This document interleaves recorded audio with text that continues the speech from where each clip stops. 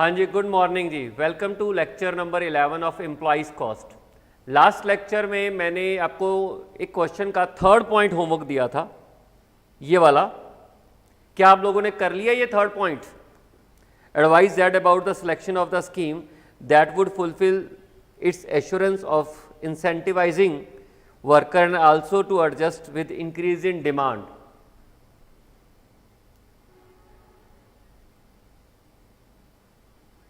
आई think आप लोगों ने कर लिया होगा, ठीक है।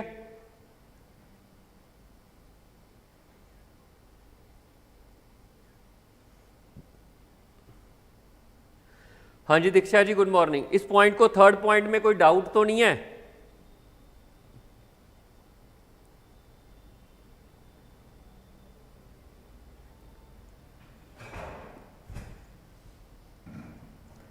मैं करा देता हूं ये थर्ड पॉइंट जी। हाँ, ये टेस्ट में आया था।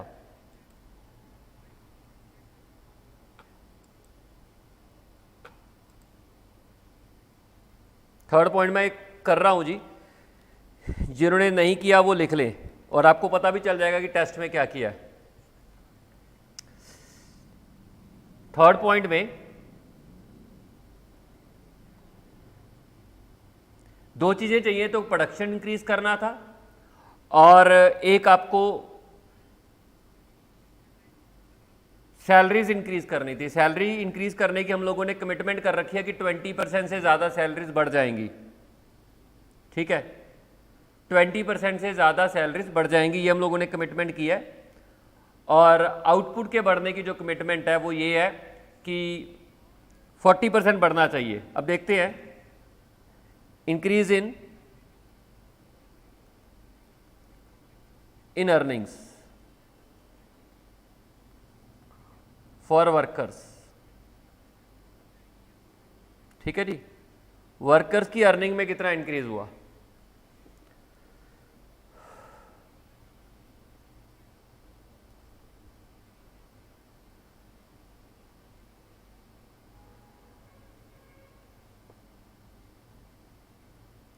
हाल से के अंदर,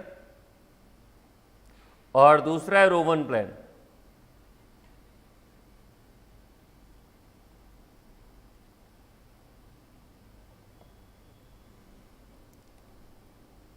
earning per hour under time wages, I think 50 थी, ठीक है जी।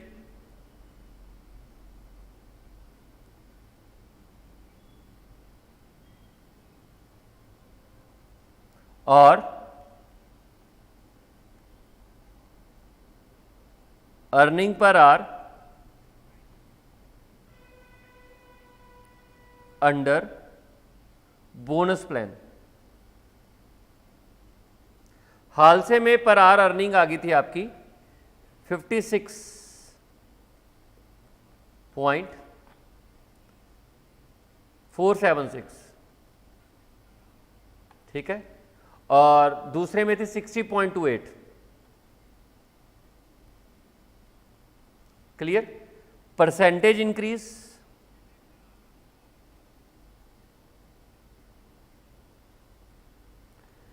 हाल से में था 12.96 और दूसरा था 20.58। तो आपको तो अर्निंग के हिसाब से देखना पड़ेगा ना। Increase in output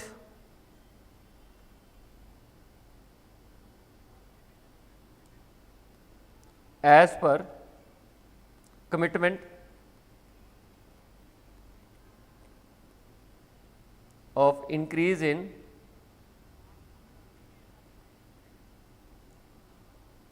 workers earning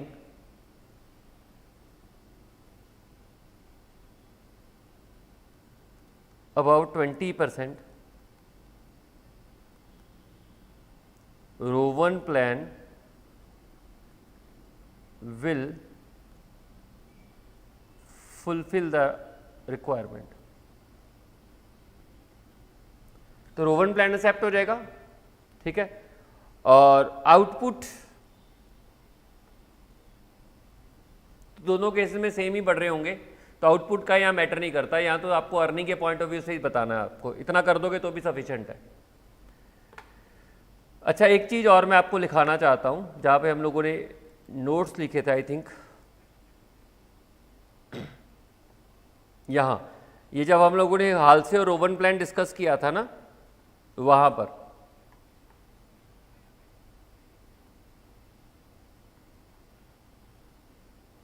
ये वाला टॉपिक जहाँ किया था, उसके अंदर एक नोट और लिखाना चाहता हूँ।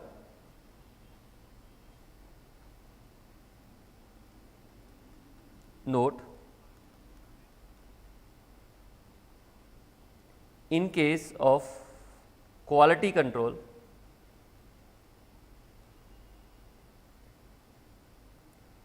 Rowan plan is always preferred.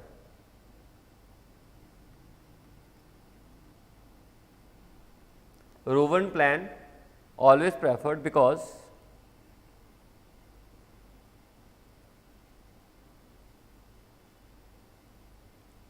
increase in speed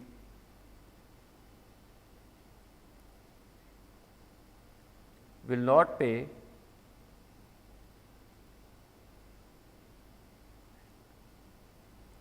much bonus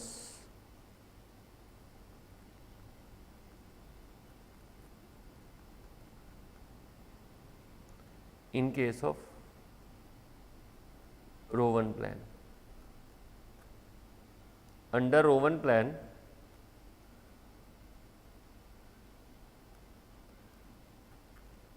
bonus is maximum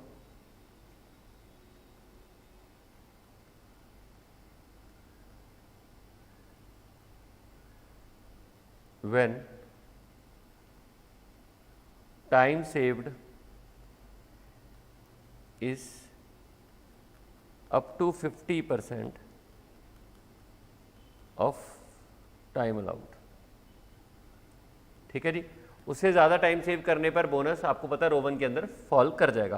तो जब भी क्वालिटी कंट्रोल का क्वेश्चन हो, जहाँ पे आप क्वालिटी भी कंट्रोल करना चाहते हो और स्पीड भी बढ़ाना चाहते हो, तो आपका रोवन का प्लान वहाँ पर बेस्ट होगा। ओके सर, चलिए, ये बात मैंने कई बार डिस्कस भी किया और एक दो क्वेश्चन में भी ये पॉइंट आया है बार बार, तो इसलिए मैंने सोचा कि आपको नोट्स में लिखा दूँ।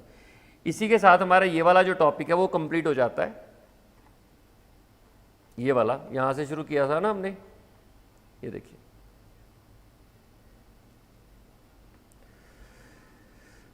ये वाला एम्प्लॉय कॉस्ट वाला हमारा कंप्लीट हो गया और ये भी हमारा कंप्लीट हो गया। अब हम तीसरे पार्ट पे चल रहे हैं, लेबर टर्नओवर के ऊपर। एम्प्लॉय कॉस्ट के अंदर हम लोगों ने कंपोनेंट पढ़े थे, आइडल टाइम की ट्रीटमेंट पढ़ ली थी और ओवर टाइम की ट्रीटमेंट भी पढ़ ली थी, और फिर हम लोगों ने रोवन प्लान और हालसे प्लान भी के अंदर वेज कैलकुलेशन भी पढ़ ली है। अब हम बात करेंगे लेबर टर्नओवर की, जो कि हमारा लास्ट टॉपिक है, और आज मैं कोशिश करूंगा, आज नहीं तो कल की क्लास में हमारा ये चैप्टर खत्म हो जाएगा। सर, क्वेश्चन नंबर 19 का फर्स्ट पार्ट में वर्कर की अर्निंग निकालने के लिए employers and employee contribution to PN fund नहीं होगा।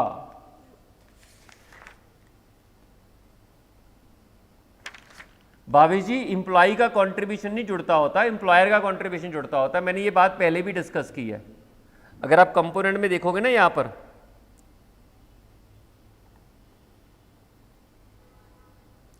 मैंने आपको कॉपी में लिखवाया हुआ है कंपोनेंट्स सेकंड पॉइंट में, तो आप देखो एम्प्लॉयर का कंट्रीब्यूशन जुड़ता होता है, एम्प्लॉय का कंट्रीब्यूशन तो पहले ही उसमें होता है। फर्स्ट पार्ट में वर्कर की अर्निंग निकालने के लिए एम्प्लॉयर्स एंड एम्प्लॉय कंट्रीब्यूशन। अच्छा, माइनस करने की बात कर रहे हो, उसकी अर्निंग निकालनी है जी। अगर आप इन हैंड निकालना चाहते हो तो माइनस कर लो, कोई बात नहीं। भाभी जी कहते हैं कि क्वेश्चन नंबर 90 में अगर आप वर्कर की अर्निंग निकालना चाहते हो तो आपको वो माइनस करना चाहिए, वो वाला एम्प्लॉयर और एम्प्लॉय का कंट्रीब्यूशन माइनस करना चाहिए। आप कर सकते हो, अगर आप उसकी अर्निंग निकालोगे तो आप उसका ऑर्गेनाइजेशन के पॉइंट ऑफ व्यू पे निकालोगे तो फिर तो वो बनेगा, जो आया आंसर वही होगा। अगर आप एम्प्लॉय के रिसिप्ट के हिसाब से सोचोगे तो आपको माइनस कर देना चाहिए। ठीक है, आप दोनों ट्रीट कर सकते हो। ओके जी, आइए शुरू करते हैं। लेबर टर्नओवर हमारा लास्ट टॉपिक है।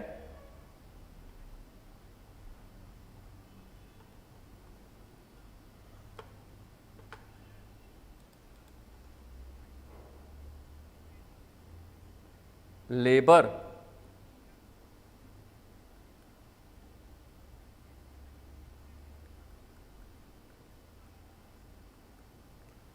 उसके बाद थ्योरी बच जाएगी। थ्योरी हम लोग एंड में करेंगे। आपके ना थ्योरी सिर्फ 3 चैप्टर्स की इंपॉर्टेंट है। एक फर्स्ट चैप्टर है introduction to cost and management accounting, दूसरा आपकी मटेरियल कॉस्टिंग की थ्योरी इंपॉर्टेंट है, और तीसरी आपकी लेबर कॉस्टिंग की थ्योरी इंपॉर्टेंट है। बाकी चैप्टर्स की थ्योरी हम ऑलरेडी चैप्टर्स में कवर कर रहे हैं, तो आपको उनको सेपरेट पढ़ने की जरूरत नहीं। अगर आपको थ्योरी पढ़नी है तो सिर्फ 3 चैप्टर्स की पढ़नी है, जो कि हम एंड में जाके पढ़ लेंगे। 3-4 क्लासेस लगेंगी, आपकी सारी थ्योरी कवर हो जाएगी। ठीक है जी, ओके सर। आइए लेबर टर्नओवर की बात करते हैं, मीनिंग के ऊपर चलते हैं। Meaning of labour turnover. आपने सुना होगा बहुत बार कि ऑर्गेनाइजेशन इसलिए बंद हो जाती हैं कि उनके वर्कर्स जो होते हैं वो स्टेबल होकर काम नहीं करते हैं। ऑर्गेनाइजेशंस इसलिए बंद हो जाती हैं क्योंकि उनके जो वर्कर्स होते हैं वो स्टेबल होकर काम नहीं करते हैं। वो आते हैं, थोड़ी देर काम करते हैं, फिर छोड़ के चले जाते हैं, फिर आते हैं, फिर थोड़ी देर काम करते हैं, फिर छोड़ के चले जाते हैं, और ऑर्गेनाइजेशन से भारी नुकसान होता है कि उनके जो लेबर कंपोजिशन है वो रेगुलर चेंज होती रहती है। इसी को बोलते हैं लेबर टर्नओवर, कि लेबर जो आती है वो टिक के काम नहीं कर रही है, स्टेबल नहीं है। ऑर्गेनाइजेशन लेबर को ट्रेंड करती है, उसकी रिक्रूटमेंट के ऊपर खर्चा करती है, और जब वो ट्रेनिंग के दौरान होती है तो ऑर्गेनाइजेशन को मटेरियल का लॉस भी होता है क्योंकि उतने एफिशिएंट नहीं होते हैं। कंट्रीब्यूशन का नुकसान भी होता है क्योंकि sale, quality of the product और सेल को अफेक्ट करती हैं। रिक्रूटमेंट प्रोसीजर पे कितना खर्चा हो जाता है, ट्रेनिंग प्रोसीजर में कितना खर्चा हो जाता है, और कई बार तो लेबर रिक्रूट करने में समय लग जाता है और वर्कर अचानक से छोड़ के चले जाते हैं, तो उसमें नुकसान हो जाता है, सेल का नुकसान हो जाता है। तो बड़े भयंकर लॉसेस हो सकते हैं लेबर टर्नओवर की वजह से। और बहुत सारी ऐसी ऑर्गेनाइजेशन है जो इसी प्रॉब्लम को फेस करती हैं, उसी को बोलते हैं लेबर टर्नओवर। यहां हम लेबर टर्नओवर का मीनिंग पढ़ेंगे, और फिर हम लेबर टर्नओवर को मेजर करना सीखेंगे, और फिर हम देखेंगे cost of labour turnover. Labour turnover से जो नुकसान होता है उसकी कैलकुलेशन कैसे करते हैं। ठीक है, आपको पता है एयरफोर्स में जो फाइटर पायलट्स होते हैं, एयरफोर्स में जो फाइटर पायलट्स होते हैं उनके साथ एक एग्रीमेंट होता है कि 15 साल तक, जितना मुझे पता है, इट मे बी मोर, कि 15 साल तक वो अपनी जॉब को छोड़ नहीं सकते हैं। एग्रीमेंट होता है क्योंकि एयरफोर्स उनको ट्रेंड करती है एज ए फाइटर पायलट, बहुत ह्यूज खर्चा करती है उनके ऊपर, और जब वो ट्रेंड हो जाते हैं, एक एसेट बन जाते हैं एयरफोर्स के लिए, तब एयरफोर्स उनको छोड़ती नहीं है एक पर्टिकुलर नंबर ऑफ ईयर्स तक। मिनिमम 15 ईयर है शायद, उससे ज़्यादा भी हो सकता है, मुझे आइडिया एग्जैक्ट नहीं याद। छोड़ती नहीं है उनको क्योंकि उनकी डिमांड बढ़ने लग जाती है। कमर्शियल पायलट्स में उनकी डिमांड बढ़ती है, इसलिए एयरफोर्स के लिए वो एसेट है, उनको छोड़ते नहीं है। ऐसे तो एयरफोर्स बेचारी ट्रेंड करती रह जाएगी और वो लोग छोड़ छोड़ के कमर्शियल पायलट्स बन जाएंगे। कमर्शियल पायलट्स में ये जो इंडस्ट्री है ना पायलट्स की, उसमें जो एयरफोर्स के ट्रेंड पायलट्स होते हैं ना, फाइटर पायलट्स, उनकी डिमांड बहुत ज़्यादा होती है, इसलिए उनका टर्नओवर हो सकता है अगर उनको बाउंड करके ना रखें। आइए मीनिंग देखते हैं।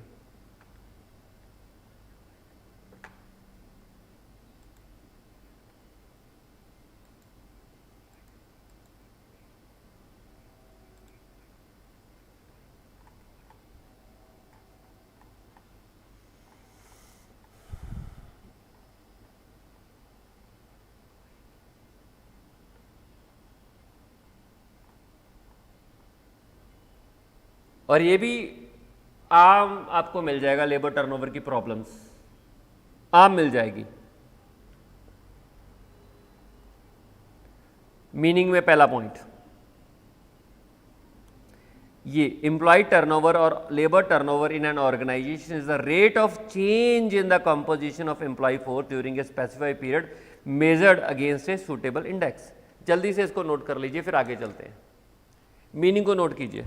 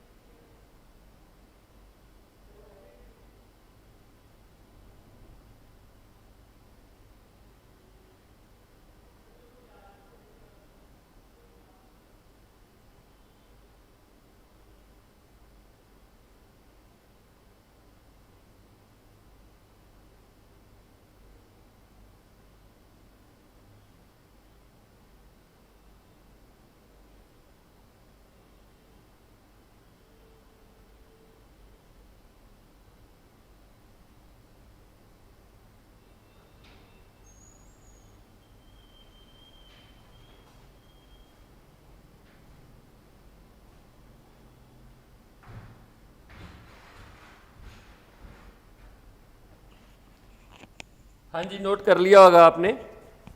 तो लेबर टर्नओवर का मतलब ये हो गया कि rate of change in the composition of employee force during a specified period measured against a suitable index. Suitable index का मतलब इंडस्ट्री के साथ कंपेयर करो कि आपकी लेबर टर्नओवर कितनी है और इंडस्ट्री की कितनी है, आपके कितने % worker on an average change होते हैं, कंपोजिशन में बदलाव आता है, ठीक है, वो मेजर करना है।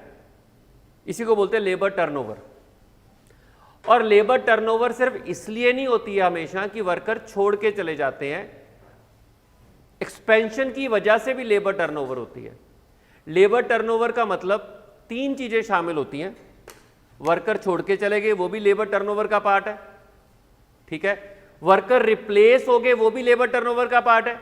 रिप्लेस का मतलब पुराने रिटायर हो गए, उसकी जगह पे नए आए, या जो छोड़ के चले गए उसकी जगह के ऊपर नए आए, वो भी आपकी लेबर टर्नओवर को पैदा करता है। और तीसरा है, आप एक्सपैंड कर रहे हो, एक्सपेंशन की वजह से जो नए वर्कर जुड़ते हैं वो भी लेबर टर्नओवर का पार्ट है, पैदा करते हैं लेबर टर्नओवर को। बेसिकली तो वर्कर की कंपोजिशन को चेंज जो करना है वो लेबर टर्नओवर है, चाहे वो छोड़ के जाने की वजह से हो, इसको सेपरेशन बोलते हैं, चाहे वो रिप्लेसमेंट की वजह से हो, चाहे वो एक्सपेंशन की वजह से जो नए वर्कर्स आप लेके आए हो उनकी वजह से हो, ठीक है। तो फर्स्ट टॉपिक में हम लेबर टर्नओवर को मेजर करना सीखेंगे। ऐसा नहीं है कि किसी ऑर्गेनाइजेशन में लेबर टर्नओवर होता नहीं है, ऐसी आपको जिंदगी में कोई ऑर्गेनाइजेशन नहीं मिलेगी पूरी दुनिया में जिसका लेबर टर्नओवर 0 हो। वर्कर छोड़ के जाएंगे किसी न किसी वजह से, या नए वर्कर हायर किए जाएंगे। कई बार ना हमें यह लगता है कि लेबर टर्नओवर का मतलब सिर्फ ये छोड़ना होता है वर्कर्स का, ना, रिप्लेसमेंट भी लेबर टर्नओवर में आती है, और एक्सपेंशन की वजह से जो नए वर्कर्स आते हैं वो भी लेबर टर्नओवर का पार्ट है, और छोड़ना तो है ही। तो मैंने आपको बोला दुनिया में कोई ऑर्गेनाइजेशन नहीं मिलेगी जिसका लेबर टर्नओवर 0 होगा, कि थ्रू आउट द ईयर कोई वर्कर ना तो रिप्लेस हुआ, ना कोई छोड़ के गया, ना एक्सपेंशन की वजह से हायर किया गया। ऐसी कोई ऑर्गेनाइजेशन एग्जिस्ट नहीं करेगी। तो इसलिए बोला गया कि आप अपने लेबर टर्नओवर निकालिए और फिर इंडस्ट्री के इंडेक्स के साथ उसे कंपेयर कीजिए, और फिर देखिए कि आपका लेबर टर्नओवर दूसरी इंडस्ट्री के मुकाबले कैसा है। इंडस्ट्री का मतलब सिमिलर टाइप की बाकी फर्म्स के साथ आप अपना लेबर टर्नओवर कंपेयर कीजिए और आइडेंटिफाई कीजिए कि लेबर टर्नओवर जो है वो आपका ज़्यादा है in compare to other firms in the industry. आप कंपेयर कीजिए, ठीक है, ये भी लिख लीजिए सेकंड पॉइंट। द स्टैंडर्ड और usual employee turnover in the industry, industry का मतलब जो सिमिलर टाइप की फर्म्स होती हैं ना जिसमें आप डील करते हो, उसका लेबर टर्नओवर देखिए, और लोकेलिटी और the employee turnover rate for a past period may be taken as index और norms against which actual turnover rate is compared. आपको कंपैरिजन करके देखना है कि आपका लेबर टर्नओवर कैसा है। आप कंपैरिजन इंडस्ट्री के साथ कर सकते हो, आप लोकेलिटी के साथ कर सकते हो लेबर टर्नओवर के रेट का, और आप पास अब पीरियड के लेबर टर्नओवर के रेट के साथ भी कंपैरिजन कर सकते हो और कंपेयर करके आइडेंटिफाई कर सकते हो कि आपका लेबर टर्नओवर का रेट कम है या ज़्यादा है। इसको भी नोट कर लीजिए, ठीक है, जल्दी कीजिए।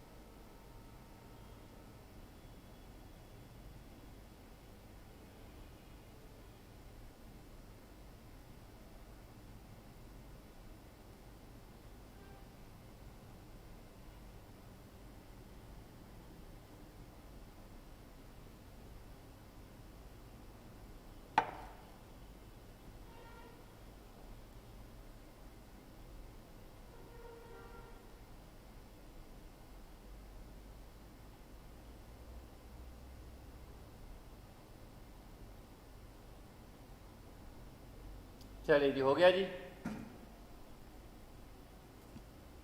Okay sir. तो मीनिंग समझ में आ गया होगा। लेबर टर्नओवर का मतलब क्या होता है, आपकी लेबर की कंपोजिशन में चेंज होना, और फिर आप उसका एक रेट निकाल लेते हो और रेट को आप इंडस्ट्री के साथ, लोकेलिटी के साथ और अपने पास्ट रेट के साथ कंपेयर करते हो कि आपका लेबर टर्नओवर का रेट क्या है। ठीक है, ओके सर। नेक्स्ट,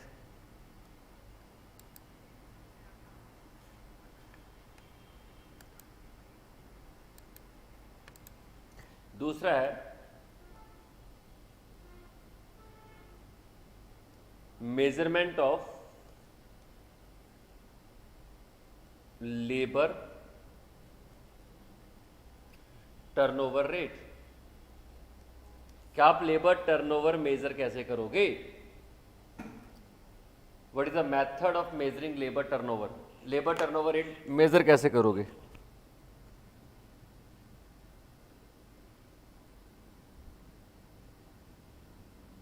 इसके ना 3 मेथड्स हैं, आइए।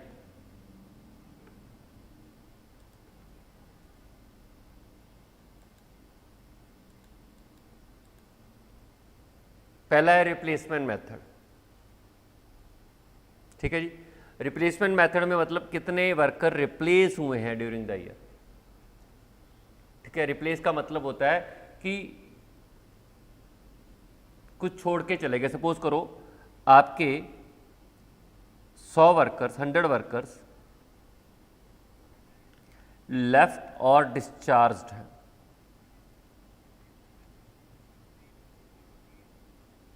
ठीक है जी, आपके 100 वर्कर छोड़ के चले गए, उसमें से 60 workers are replaced. 60 worker replace कर दिए गए, यानी कि उनके बदले में 60 वर्कर और ले आए। तो रिप्लेसमेंट में आपने सिर्फ वो वर्कर्स लेने हैं जो आपके रिप्लेस हुए हैं।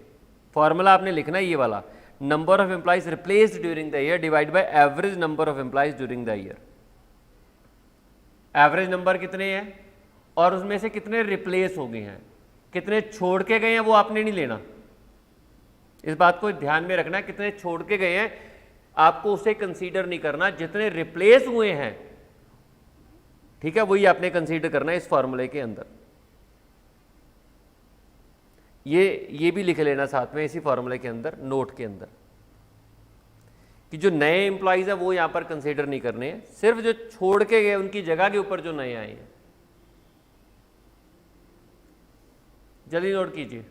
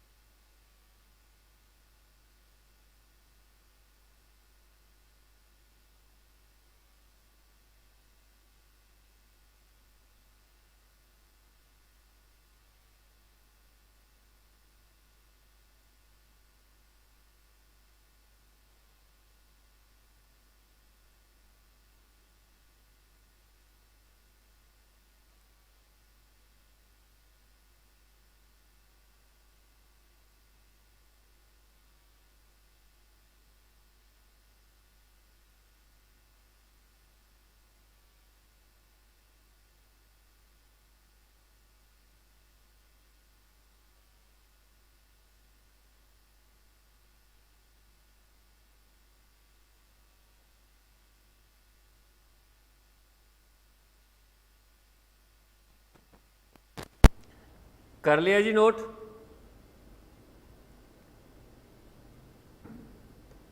फॉर्मूला लिख लीजिए आप, number of employees replace during the year divide by average number of employees during the year.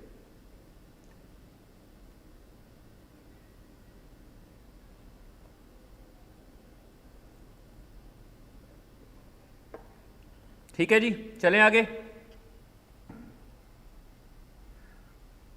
पहला हो गया फॉर्मूला, यहां पे सिर्फ रिप्लेसमेंट को मेजर करता है। तीन चीजें होती हैं, एक सेपरेशन होती है, एक रिप्लेसमेंट होती है, एक न्यू रिक्रूटमेंट होती है ड्यू टू एक्सपेंशन। ठीक है जी, तो तीनों के यहां पर अलग अलग तरीके हैं। दूसरा separation method.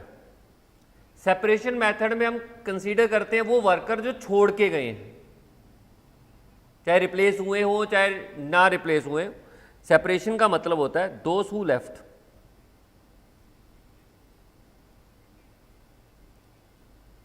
who left due to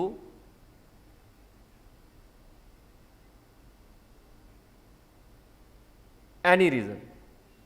separation में हमें लेना होता है वो वर्कर्स जो छोड़ के चले गए हैं, number of employees separated during the year, चाहे उनको रिप्लेस किया गया है चाहे उनको नहीं रिप्लेस किया गया। डिवाइडेड वही है average number of employees during the year into 100। जल्दी से नोट कर लीजिए इसको, ये सेपरेशन मेथड है आपका।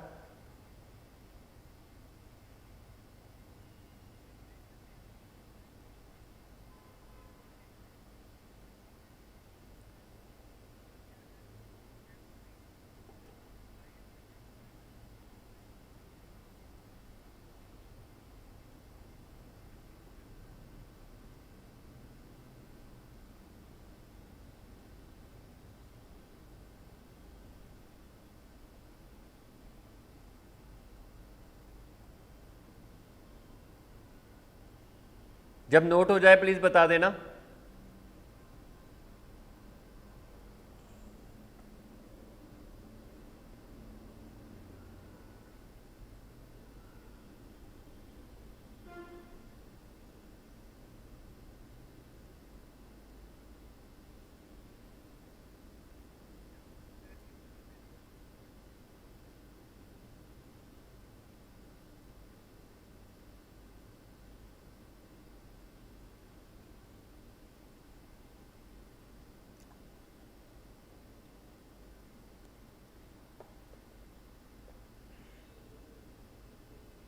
हो गया जी नोट?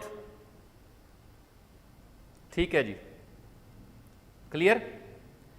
तीसरा मेथड है जो इन दोनों मेथड को कंबाइन कर देता है, फ्लक्स मेथड। फ्लक्स में ना दो ऑप्शंस है, एक पहला ये हो गया और दूसरा ये वाला हो गया।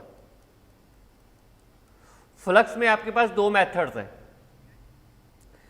पहला मेथड है जो दोनों को कंबाइन कर देता है, कितने वर्कर छोड़ के गए प्लस कितने वर्कर रिप्लेस किए गए हैं। होते ही अलग अलग ही हैं, कितने वर्कर छोड़ के गए। सपोज करो जैसे इस एग्जांपल में मैंने लिया था, आपके 100 वर्कर छोड़ के गए और 60 रिप्लेस हो गए। छोड़ के जाने वाले 100 वर्कर्स है और 60 रिप्लेस होने वाले वर्कर है, तो टोटल जो न्यूमिनेटर में आएगा वो 160 आ जाएगा। अब बोलोगे सर ये 60 वर्कर है, इसी में से रिप्लेस हुए होंगे, तो भी 100 वर्कर, देखिए आप वर्कर की कंपोजिशन तो बदल गई ना। 100 वर्कर वो छोड़ के चले गए और 60 वर्कर नए आ गए, तो वर्कर की कंपोजिशन बदल गई। सिर्फ प्रॉब्लम इस बात से नहीं होता कि वर्कर छोड़ के गया, इस बात से भी होता है कि जो वहां पर जो एग्जिस्टिंग वर्कर्स होते हैं उनके साथ ना बॉन्डिंग होती है, उनकी एफिशिएंसी इंडिविजुअली नहीं होती, कलेक्टिव होती है। जब कोई वर्कर छोड़ के जाता है या जो नया भी आ जाता है, तभी जो वर्कर वहां पे एग्जिस्ट कर रहे होते हैं उनकी इंडिविजुअल एफिशिएंसी तो प्रभावित होती है, क्योंकि बॉन्डिंग होती है। जो कलेक्टिव एफिशिएंसी है वो भी प्रभावित होती है। सिर्फ इस बात का नुकसान नहीं होता कि कोई छोड़ के चला गया, नुकसान इस बात का भी होता है कि जो बच गए हैं ना वर्कर, उनकी एफिशिएंसी भी प्रभावित होती है। ठीक है, इसलिए चाहे वर्कर नया आए चाहे वर्कर छोड़ के जाए, वो अलग अलग ट्रीट किया जाएगा। In case of labour turnover, जो छोड़ के गया उसको भी अलग ट्रीट किया जाएगा और जो नया आएगा उसको भी अलग ट्रीट किया जाएगा। इसलिए यहां पर आपके जो फ्लक्स मेथड है, फ्लक्स मेथड में आपके छोड़ के कितने के, जैसे अबव एग्जांपल 100 वर्कर्स हो गए, ठीक है, और रिप्लेस मतलब 60 अबव एग्जांपल में, तो 160 आ जाएगा। दोनों कंसीडर करने हैं, तो आप ये मान के चलिए दोनों मेथड का कॉम्बिनेशन है। रिप्लेसमेंट में सिर्फ रिप्लेसमेंट थे, कितने वर्कर रिप्लेस हुए हैं, ठीक है, और सेपरेशन में कितने वर्कर छोड़ के गए हैं। और फ्लक्स का जो आपका पहला ऑल्टरनेटिव है, मेथड है, उसमें दोनों को काउंट करना है, नंबर ऑफ वर्कर छोड़ के गए और नंबर ऑफ वर्कर रिप्लेस कितने हुए। ठीक है जी, जल्दी से लिख लीजिए।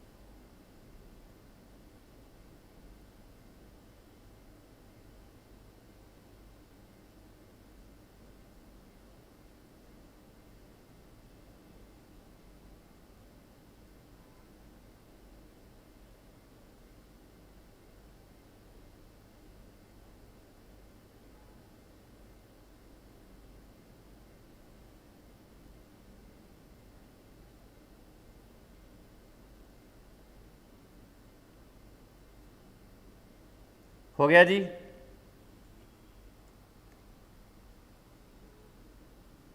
बाकी बच्चों ने भी कर लिया। इतना टाइम तो लगता नहीं है जितना लगा रहे हो। आपको सिर्फ मीनिंग नहीं लिखना, सिर्फ फॉर्मूला लिखना है।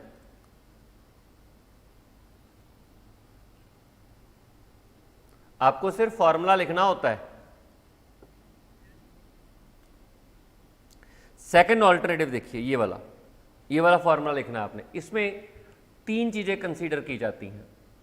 एक, ये सबसे बेस्ट फॉर्मूला माना जाता है लेबर टर्नओवर का। ये हर चीज को मेजर करता है, कितने वर्कर छोड़ के गए, कितने वर्कर रिप्लेस किए, प्लस कितनी न्यू रिक्रूटमेंट है बिकॉज ऑफ एक्सपेंशन। ठीक है, वो तीनों चीजें यहां पर आपने कंसीडर करनी है। देखिए, एक होता है सेपरेशन, मतलब छोड़ के जाना, ये तो क्लियर है। एक होता है न्यू रिक्रूटमेंट।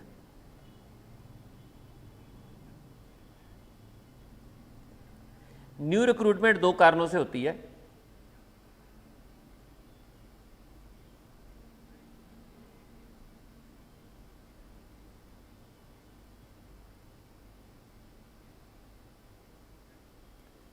ठीक है जी, एक रिप्लेसमेंट की वजह से, ये आता है दोज हु लेफ्ट। ठीक है जी, कितने वर्कर सेपरेशन में आता है, कितने वर्कर छोड़ के गए। न्यू रिक्रूटमेंट में आता है रिप्लेसमेंट और एक्सपेंशन की वजह से। ठीक, अगर आप देखते हो ना, यहां पर ये भी लेना है, ये भी लेना है और ये भी लेना है। इसको हम लोग असेशंस भी बोलते हैं। जो छोड़ के गए वो भी लेना है, जो नई रिक्रूटमेंट रिप्लेसमेंट की वजह से आई है वो भी लेना है, और जो एक्सपेंशन की वजह से आए हैं। ठीक है, एक्सपेंशन का मतलब हम एक्सपैंड कर रहे हैं इसलिए हमारे पास नए वर्कर आ रहे हैं, वो भी लेना। तो तीनों को जोड़ के जो आएगा वो आपका फ्लक्स का सेकंड ऑल्टरनेटिव है। ठीक है जी, ये वाला number of separation, number of replacement और number of new joinings divided by average number of employees during the period. ठीक है, और इसको आप नंबर ऑफ सेपरेशन और इन दोनों को कंबाइन करके हम असेशन भी बोलते हैं। क्लियर? जल्दी से नोट कर लीजिए।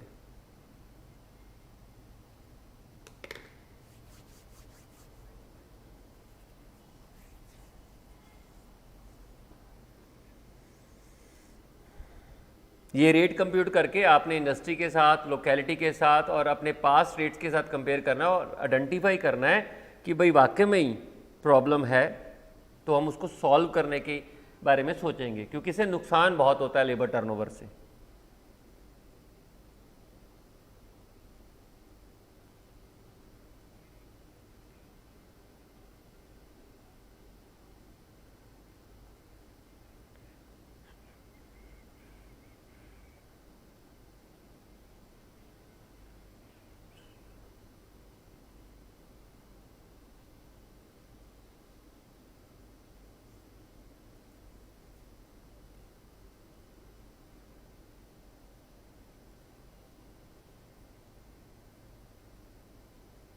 हो गया जी note?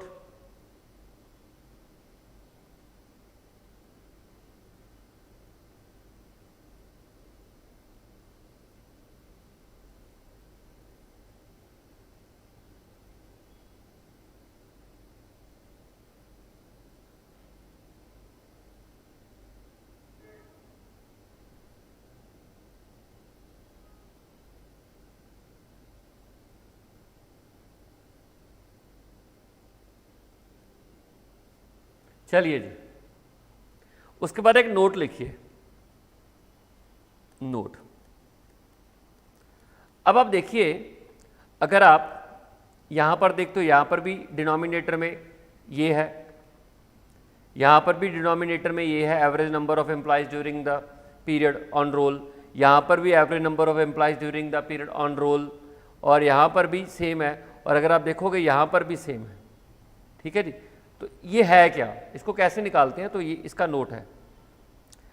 Number of employees eight the beginning कितने थे हमारे पास, ठीक है जी, एवरेज कैसे लेनी है वर्कर्स की, नंबर ऑफ एम्प्लॉइज हमारे पास बिगिनिंग में कितने थे और नंबर ऑफ एम्प्लॉइज हमारे पास एंड पर कितने हैं, और दोनों को जोड़ के 2 से डिवाइड कर दीजिए, ये आपकी एवरेज नंबर आएगा।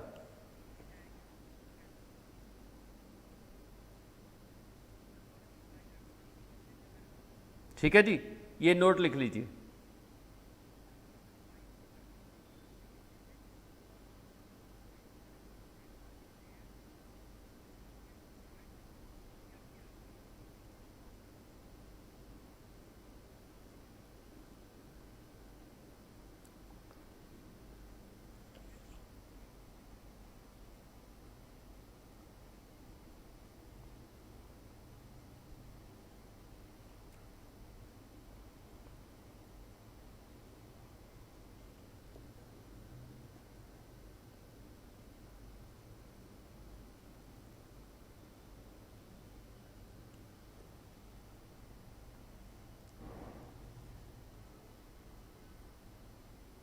हो गया जी, चलिए अब आते हैं वापस। देखिए मैंने आपको बताया सेपरेशन होता है एक, ठीक, एक रिक्रूटमेंट होता है जिसे हम असेशन बोलते हैं,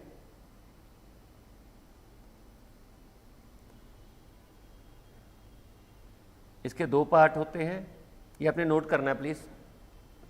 एक रिप्लेसमेंट की वजह से होता है और एक एक्सपेंशन की वजह से होता है।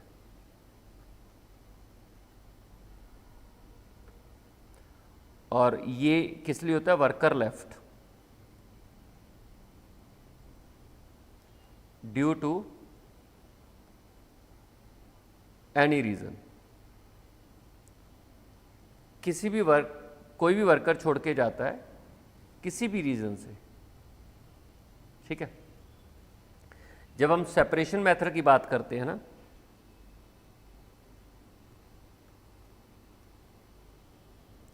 सेपरेशन मेथड में हमें ये लेने होते हैं, हमें ये और ये नहीं लेने होते, ठीक है जी, clear. Divide by of course average, average से आप डिवाइड करोगे, average number of worker in the beginning on the payroll, payroll का मतलब जो ऑफिशियली हायर कर रखे होते हैं ऑर्गेनाइजेशन में, पेरोल जो डायरेक्ट ऑर्गेनाइजेशन ने हायर कर रखे होते हैं वो पेरोल पे वर्कर होता है। जो सपोज करो ऐसा होता है कि मैंने सीधे सीधे वर्कर हायर कर रखे हैं, कंपनी ने हायर कर रखे हैं, तो वो पेरोल पे है। अगर मैंने ऐसा किया हुआ कि मैंने एक कॉन्ट्रैक्टर को हायर किया हुआ और कॉन्ट्रैक्टर ने आगे वर्कर रखे हुए हैं, तो वो वर्कर मेरे पेरोल पर नहीं होते हैं। मेरे पेरोल का मतलब मेरे से सीधा सीधा तनख्वाह लेते हैं वो मेरी पेरोल पर है, ठीक है। और अगर मैंने कोई कॉन्ट्रैक्टर को हायर कर रखा है उस और अपना काम उसको आउटसोर्स कर रखा है और कॉन्ट्रैक्टर ने आगे वर्कर रखे हुए हैं, तो वो वर्कर पेरोल पर नहीं होते हैं। ज़्यादा आजकल ऑर्गेनाइजेशन के लिए ना ये कॉमन हो गया, वो वर्कर खुद हायर नहीं करते हैं, वो कॉन्ट्रैक्टर को हायर कर लेते हैं, क्योंकि जब वर्कर पेरोल पर हो जाता है ना तो उसके लिए ऑर्गेनाइजेशन की ऑब्लिगेशन बढ़ जाती है। तो ऑर्गेनाइजेशन ने एक नया तरीका ढूंढ रखा है कि वो कॉन्ट्रैक्टर को हायर करेंगे, कॉन्ट्रैक्टर को आउटसोर्स कर देंगे काम, और कॉन्ट्रैक्टर आगे वर्कर्स को हायर करता है। तो वो ऑर्गेनाइजेशन के पेरोल के ऊपर नहीं होते, वहाँ ऑर्गेनाइजेशन की जो रिस्पॉन्सिबिलिटी कोई नहीं होती, वो कॉन्ट्रैक्टर की रिस्पॉन्सिबिलिटी है। और आजकल ये सिर्फ प्राइवेट सेक्टर में नहीं, गवर्नमेंट सेक्टर में बहुत ज़्यादा आ रहा है। प्राइवेट सेक्टर तो अवॉइड करता है आउटसोर्स करना, क्योंकि उससे ना प्राइवेट सेक्टर में सिंपल सी बात है कि अगर आप आउटसोर्स करोगे तो लेबर के ऊपर आपका कंट्रोल नहीं रहेगा और आपको एफिशिएंसी नहीं मिलेगी, लेबर टर्नओवर ज़्यादा रहता है वहाँ पर। तो प्राइवेट सेक्टर तो आउटसोर्स कम करता है, लेकिन सरकारी ऑर्गेनाइजेशन में प्रॉब्लम नहीं होती है। सरकारी को तो कहता है कोई बात नहीं, सरकारी अपनी लायबिलिटीज से बचने के लिए, अपनी ऑब्लिगेशन से बचने के लिए उनको क्या कर लेते हैं, आउटसोर्स कर देते हैं कॉन्ट्रैक्टर को, और सारा काम वो आउटसोर्स वर्कर से करवाते हैं। उनमें टर्नओवर होता भी रहे तो सरकार को इतना फर्क नहीं पड़ता, क्वालिटी इतनी मैटर नहीं करती है गवर्नमेंट ऑर्गेनाइजेशंस में, लेकिन प्राइवेट में मैटर करती है ना, तो ज़्यादातर प्राइवेट ऑर्गेनाइजेशन वर्कर को पेरोल पे रखती हैं। प्राइवेट सेक्टर में क्लैरिकल काम जैसा होता है ना, वो आउटसोर्स कर दिया जाता है। आप देखोगे इनकम टैक्स में जो लोग लगे हुए हैं वो कॉन्ट्रैक्टर ने, बहुत सारे वर्कर्स होते हैं जो इनकम टैक्स ऑफिस में काम कर रहे होते हैं, जो सरकारी एम्प्लॉयज़ होते हैं, वो तो पेरोल पे हो गए। लेकिन बहुत सारे ऐसे वर्कर भी होते हैं जो काम कर रहे होते हैं लेकिन प्राइवेट होते हैं। बेसिकली वो प्राइवेट कहाँ से आगे, वो कॉन्ट्रैक्टर के एम्प्लॉयज़ हैं। इनकम टैक्स ने कॉन्ट्रैक्टर को आउटसोर्स कर रखा है, कॉन्ट्रैक्टर ने वो वर्कर रखे हुए हैं। वो वर्कर कभी पक्के पुक्के नहीं होते हैं, कभी उनको सरकारी में कन्वर्जन नहीं होती हैं, वो तो कॉन्ट्रैक्ट के अंदर है। उनका एम्प्लॉयर इनकम टैक्स नहीं होगा, उनका एम्प्लॉयर कॉन्ट्रैक्टर होगा। इनकम टैक्स की उन वर्कर के प्रति कोई ऑब्लिगेशन नहीं होती है, कॉन्ट्रैक्टर की उन वर्कर्स के प्रति ऑब्लिगेशंस होती हैं। इस चीज़ को समझो, इसलिए पेरोल लिखा हुआ है कि हम लोगों ने जो वर्कर लेने हैं ना, पेरोल के वाले लेने हैं। और सरकारी इसलिए कर देते हैं, जो क्लैरिकल काम होता है ना उसको आउटसोर्स कर देते हैं। और जो ऐसे आउटसोर्स वर्कर होते हैं उनमें तो लेबर टर्नओवर बहुत ज़्यादा होता है, क्योंकि उनमें किसी चीज़ की सिक्योरिटी नहीं होती है, गारंटी नहीं होती है, रिस्क होता है। इसलिए वर्कर थोड़े दिन लिए काम करता है, फिर चला जाता है, फिर नया आ जाता है, फिर काम करता है, फिर चला जाता है, फिर नए आ जाते हैं। तो वो आउटसोर्स वर्कर है, उनको कंसीडर नहीं करना हमने, ठीक है। तो पेरोल वाले से डिवाइड कर लेना। एवरेज कैसे निकलेगी, पेरोल पर बिगिनिंग में वर्कर कितने थे, पेरोल पर एंड पे वर्कर कितने थे, दोनों को जोड़ के एवरेज ले लो, वो आपको एवरेज चाहिए। और न्यूमिनेटर में आप सेपरेशन मेथड में नंबर ऑफ वर्कर सेपरेटेड, ठीक है। और अगर आप रिप्लेसमेंट की बात करोगे,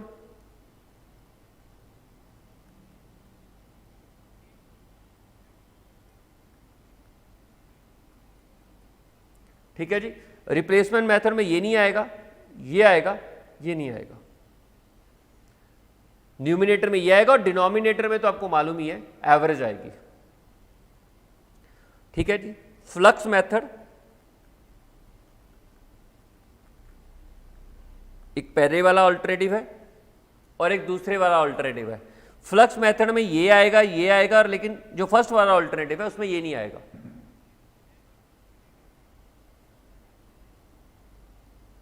ठीक है जी। फ्लक्स मेथड में आपका ये आ जाएगा और आपका ये आ जाएगा, लेकिन ये वाला एक्सपेंशन वाला नहीं आएगा फर्स्ट वाले मेथड में। और जब आप फ्लक्स मेथड 2 की बात करते हो तो उसमें ये भी आएगा, ये भी आएगा और ये भी आएगा। आई थिंक अब आपको क्लियर हो गया होगा। डिवाइड तो आपको मालूम है, एवरेज नंबर ऑफ वर्कर से ही करना है। एवरेज नंबर ऑफ वर्कर का मतलब होता है workers at the beginning on the payroll of the organisation और worker at the end of the on the payroll of the organisation. दोनों को जोड़ोगे, 2 से डिवाइड करोगे तो आपके पास एवरेज आ जाएगी। आपको डिनोमिनेटर में वो एवरेज ही यूज करनी है। ओके सर, एक चीज और, 3 पॉइंट हो गए, चौथा लिख लीजिए। 3 मेथड हो गए ना, इक्विवेलेंट लेबर। 3 कौन कौन से हो गए, एक आपका सेपरेशन, 4 हो गए, सॉरी ये 5वां हो गया ना। 4 कौन कौन से हो गए, एक आपका सेपरेशन मेथड हो गया, एक आपका रिप्लेसमेंट मेथड हो गया, एक आपका फ्लक्स वाला फर्स्ट मेथड हो गया, एक फ्लक्स वाला सेकंड मेथड हो गया। अब आते हैं इक्विवेलेंट लेबर टर्नओवर रेट। कई बार हम लोग क्या करते हैं, लेबर टर्नओवर जो पूरे साल का नहीं निकालते हैं, हमारे पास डाटा नहीं होता पूरे साल का, हम कई बार लेबर टर्नओवर 2 महीनों का 3 महीनों का निकाल लेते हैं और फिर उसको उस रेट से हम पूरे साल का रेट कन्वर्ट कर लेते हैं, ठीक है जी। ऐसा हो सकता है कि हमारे पास जो डाटा दिया गया वो 2 महीनों का हो, तो हम पहले 2 महीनों का लेबर टर्नओवर रेट निकाल लेंगे और फिर उसे पूरे साल में कन्वर्ट कर देंगे। कैसे, देखिए, labour turnover rate divided by number of days slash months for which a rate is computed, multiply by 365 days। या 12 मंथ्स। मान लीजिए आपका 5% लेबर टर्नओवर रेट है, फॉर एग्जांपल ये 5% है, और ये जो रेट आपने निकाला है ना, ये आपका 4 मंथ्स का रेट निकाला है। 4 मंथ से डिवाइड किया, आपको 12 महीनों का चाहिए, तो आपका जो इक्विवेलेंट रेट आएगा ना वो 15% आ जाएगा। इसे बोलते हैं इक्विवेलेंट लेबर टर्नओवर रेट। अगर तो पूरे साल का ही निकाल रखा है फिर तो वही आ जाएगा आपके पास, लेकिन मान लीजिए अगर आपको लेबर टर्नओवर रेट कुछ महीनों का निकालना है, कुछ डेज का निकाल रखा है, तो आपको पूरे साल का लेबर टर्नओवर रेट बताना है, तो उस केस में हम लोग इस इक्विवेलेंट लेबर टर्नओवर रेट का इस्तेमाल कर लेंगे। ठीक है सर, ओके जी, आई थिंक इसमें आपको कोई डाउट नहीं है, तो ईजीएस्ट है। ठीक है, तो आपके measurement of labour turnover rate आपको समझ में आ गया कि किस तरीके से आपको लेबर टर्नओवर रेट मेजर करना है। जल्दी बता दीजिए, क्लियर है, ताकि हम आगे चलें। क्या आपको measurement of labour turnover rate जो कंप्यूट करना है वो क्लियर है? जल्दी बताइए प्लीज।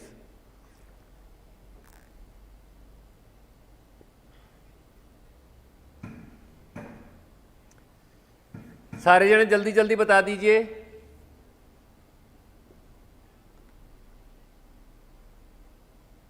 ऑर्गेनाइजेशन ना बहुत एफर्ट्स करती हैं ये लेबर टर्नओवर खत्म करने के लिए। चलिए जी, ओके जी, ओके।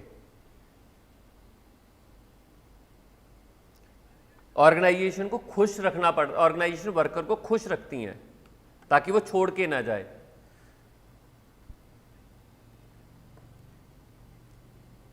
चलिए जी,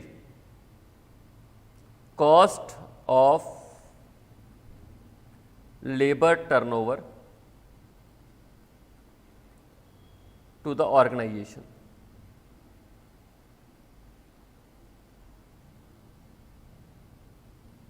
जो ऑर्गेनाइजेशन होती है उसको लेबर टर्नओवर की वजह से कितना नुकसान होता है, जो लेबर टर्नओवर की वजह से एक ऑर्गेनाइजेशन को कितना नुकसान होता है उसकी कैलकुलेशन कैसे करेंगे, आइए देखते हैं।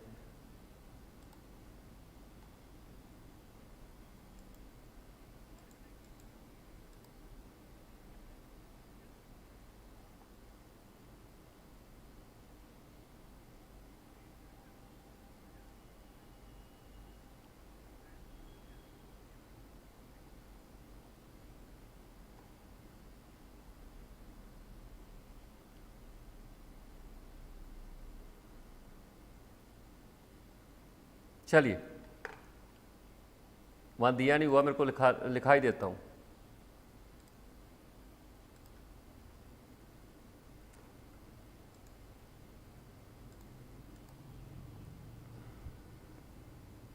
सबसे पहले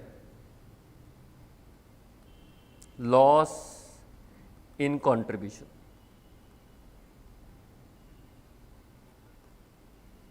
लॉस इन कंट्रीब्यूशन का मतलब जब लेबर टर्नओवर होता है तो उससे सेल प्रभावित होती है, और सेल प्रभावित होगी तो कंट्रीब्यूशन प्रभावित होगा। ठीक है, लॉस इन कंट्रीब्यूशन। वर्कर छोड़ के जाएंगे तो ऑफ कोर्स, कहाँ गिवन है जी? गिवन नहीं है नीरज जी, जो मैं लिखाना चाहता हूं वो गिवन नहीं है।